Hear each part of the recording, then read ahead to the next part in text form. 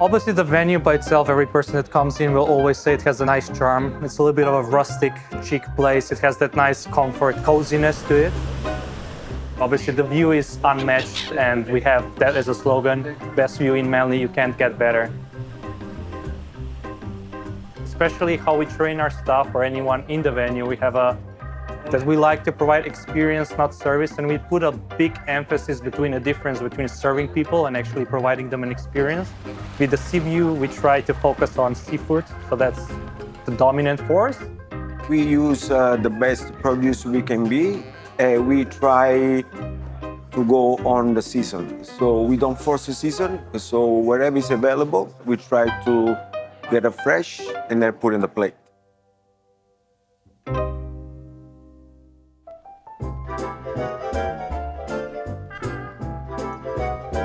We are open for breakfast, lunch, and dinner, which is quite a big thing to do, especially because we open from 7 a.m. till 11 p.m. We try to have the breakfast to be very standard Australian. We don't try to deviate from the norm too much. So you're gonna get your eggs Benedict, you're gonna get your eggs and sourdough, some pancakes. We don't try to reinvent the wheel because we figured out that especially Australians love to have their tradition.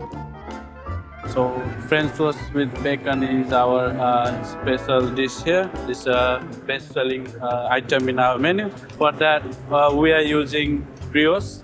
We soak it all night in egg and cream, and we're gonna make crispy bacon, toast it in the pan, and put it in the oven for probably like 6 minutes. And in the meantime, we're gonna cook our brioche bread. So we soak the brioche in cream and egg whole night, and then we just cook in butter. That's it. This is our homemade maple butter. So this is the secret to this dish. Pop up bacon on the top and some berries, fresh berries every day.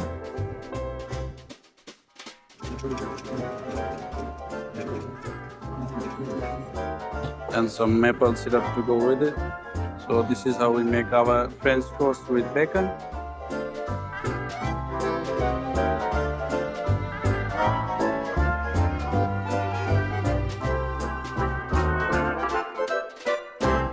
And we have banana pancake and berries pancake, which is also good. So banana pancake goes with banana, homemade nuts, and maple syrup. And berries pancake goes with ice cream and berries. I can know when one side is already cooked. You can see the bubbles, and then you just need to flip it. So my pancake is ready. So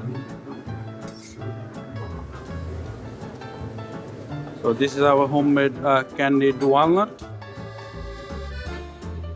and maple syrup to go with it.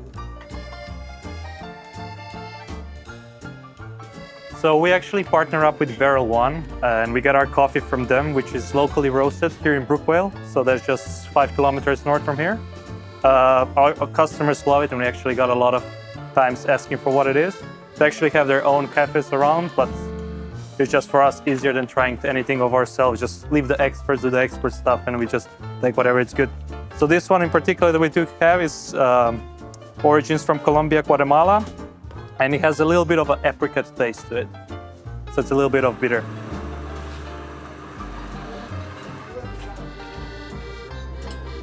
Especially when it comes to coffee, it's really important that the area is normally nice and clean. At least that's what every barista is going to tell you. Probably short black. Just a pure espresso if you want to get a full taste. Otherwise, anything that has lower amount of milk. But if you prefer to have more milk, flat white would probably be the one. Normally here, when you look at the extraction time, so there's two things that's really important. Normally we dial the grind in the morning, so we actually measure it. So ours needs to be like 18 grams, what comes out. And then when we do the extraction times for this one, it should be between 16 to 21 seconds. That's normally gonna be good. And then it depends when you extract it, you can see if the flow is nice, it has nice cream, and then the nice cream should also be on top.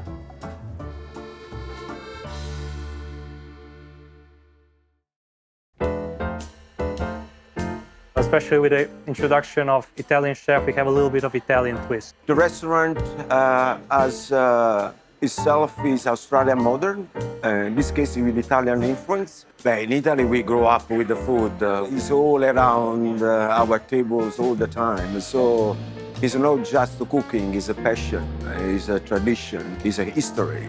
We have the farm rabbit ragu. We serve with the pecorino romano, which is a Roman pecorino. It's more the salty one. So we give a little bit the sweetness of the rabbit and the saltiness of ragu. And we put some marjoram and fresh basil into it.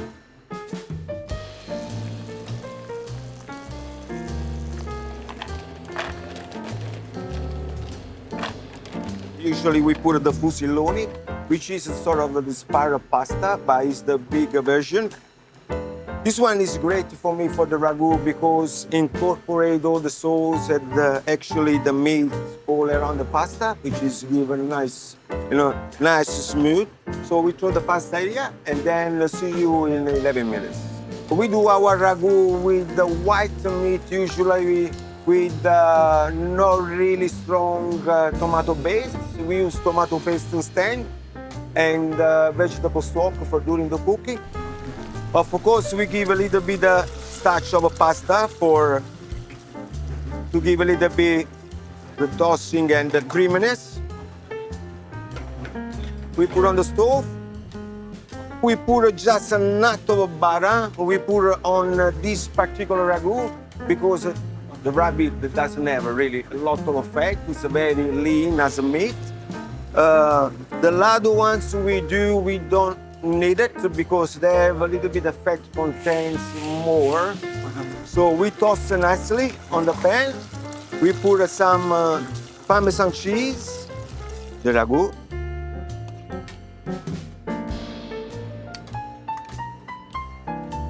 You put a garnish, it's ready to serve.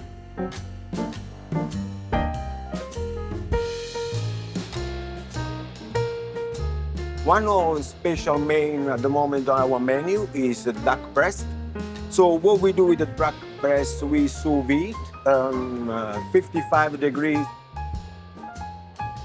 I use a lot for so many benefits. One, because it's for consistency. So consistency always there. Two is for the flavor. Because if you put in the bag and you put wherever you like, the salt or herbs and everything, and you let it stay marinated for, depends, between 12 hours, depends the flavor you want. So you get that. And then it's the cooking. The cooking, you decide exactly how is the point where you love to cook in general, So you can do anything. So we do our apple sauce. We put on the bottom, then we put the hazelnut. So we garnish with butternut pumpkin. Then we grab our duck pan with no fat at all. What we do is the fat of the duck breast will render. Then at the same time we crisp it up the skin, and then we're almost ready to serve it. So as you can see now, the fat's rending, it become a nice golden brown. Now we're ready to plate up, so we let it rest just a few seconds. Some garnish, it's ready to serve. Next dish what we show you guys is the puff pastry, where actually we changed just the last week menu. So what we have at the filling side, we have the lemon curd and the ricotta mousse. And then we start to pipe. Then we start to fill a little bit of raspberry. So we have our chocolate sauce. Ready to serve, guys.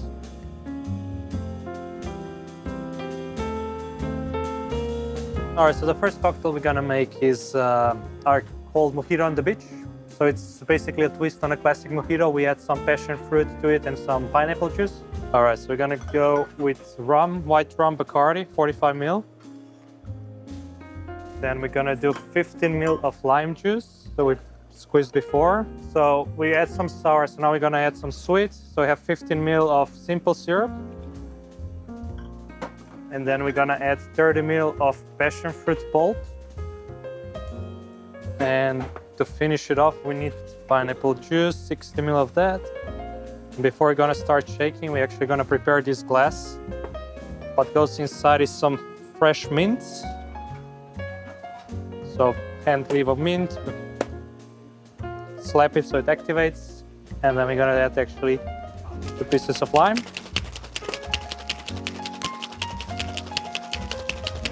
Then we can actually just dump it in. It's your mojito on the beach. All right, then the second cocktail we're gonna make is a little bit more straightforward. It's just an easy build directly to the glass. And it's basically one of our bartenders made it recently, or a year ago at this point. And it's called Shelly Spritz. The name comes from the beach that's just down there, which is Shelly.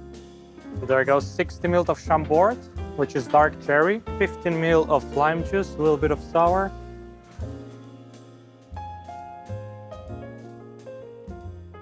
Prosecco, sparkling, it's a spritz.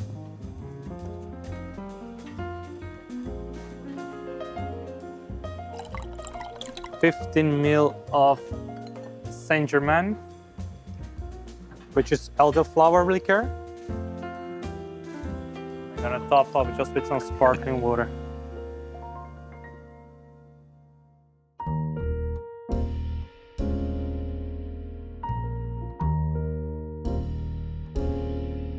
I remember my auntie because my father comes from Puglia, South Italy, and they are big on the fresh pasta. I was sitting there looking at her and said, wow, she is amazing. Probably is the thing where switch on me to have a passion. For me, there is just one only way in the kitchen as a professional, to be right to your cooking, respect the ingredients, which is very important. Do not overdo, but to shine wherever you have available as ingredient.